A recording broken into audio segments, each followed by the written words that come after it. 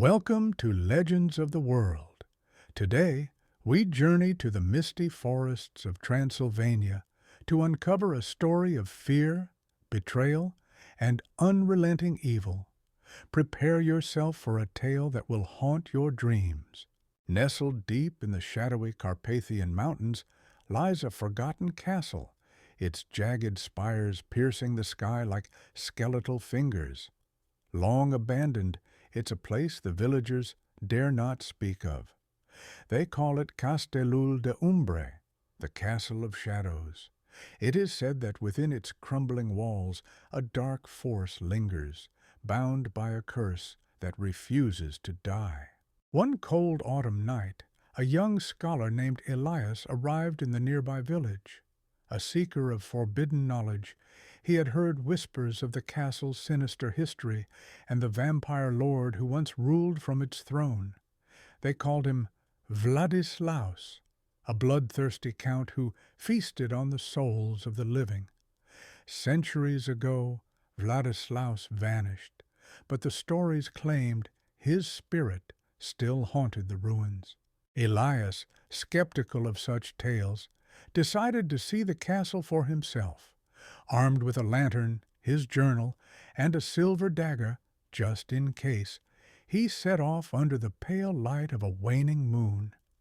The villagers warned him to stay away, their voices trembling as they spoke of a crimson mist that enveloped the castle when it hungered. But Elias dismissed their fears as superstition. The path to the castle was treacherous, choked with thorny vines and loose stones that threatened to send him tumbling. Yet, as he climbed, an unnatural stillness blanketed the air. No birds sang, no crickets chirped. It was as though the forest itself held its breath. Finally, Elias reached the gates. Rusted and ancient, they groaned open with an eerie reluctance. Beyond them lay a courtyard overgrown with dead ivy and lined with grotesque gargoyles whose hollow eyes seemed to follow his every move.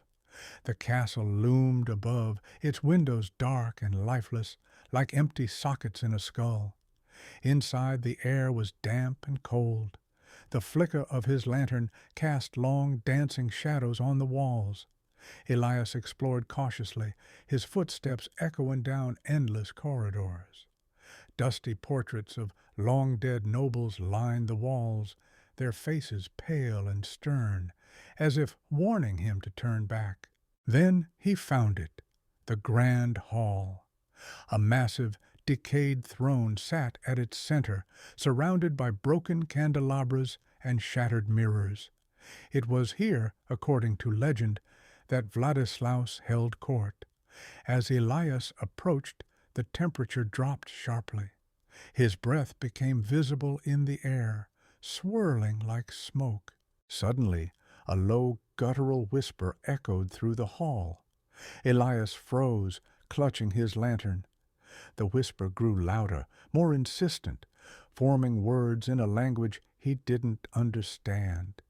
His heart pounded as crimson mist began to seep from the cracks in the stone floor, pooling around his feet like liquid smoke.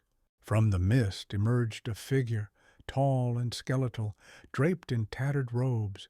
Its eyes glowed like embers, and its fangs glistened as it grinned wickedly. It was Vladislaus, risen from his cursed slumber. "You dare disturb my rest?" the creature hissed, its voice both a growl and a whisper. "You, who know nothing of the price of immortality." Elias tried to speak, but fear gripped his throat. He raised the silver dagger, trembling. Vladislaus laughed, a sound like breaking glass. "A toy," he sneered. "Do you think to harm me with that?" The vampire lunged. Elias barely dodged, his lantern crashing to the floor and plunging the hall into darkness. He scrambled to light a match, the glow revealing Vladislaus hovering inches away, his fangs bared. With a desperate scream, Elias drove the dagger into the creature's chest. Vladislaus roared in agony, the mist swirling wildly as the castle seemed to shake. But it was not enough. The vampire pulled the dagger from his chest as if it were a splinter and tossed it aside. "You cannot kill what is already dead," he growled, advancing. Elias backed away, his mind racing.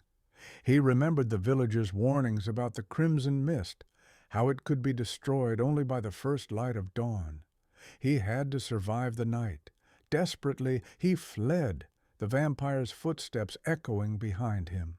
Room after room, Elias ran, blocking doors and throwing furniture in his wake. But Vladislaus was relentless, appearing where Elias least expected, his laughter echoing like a death knell. Finally, Elias stumbled into the highest tower. The first rays of dawn began to peek over the horizon. Vladislaus appeared, blocking the exit. "You cannot escape," he snarled, his shadow stretching impossibly long. Elias grabbed a shard of broken mirror from the floor. As Vladislaus lunged, Elias angled the shard to catch the sunlight. A beam of light struck the vampire, and he howled in pain, his flesh bubbling and peeling. With a final, inhuman scream, Vladislaus disintegrated into ash. The crimson mist dissipated, and the castle fell silent once more. Elias staggered out into the morning light, his body bruised, but his spirit unbroken. The villagers found him at the base of the mountain, clutching his journal tightly. He never spoke of what he saw, but his haunted eyes told the story. The castle remains, forgotten but waiting, and some say on misty nights a figure can still be seen wandering its halls, searching for the one who dared to challenge him. And so ends the tale of Elias and the Castle of Shadows. What do you think? Would you have the courage to face a creature like Vladislaus? Share your thoughts, and don't forget to subscribe for more terrifying stories from Legends of the World. Until next time.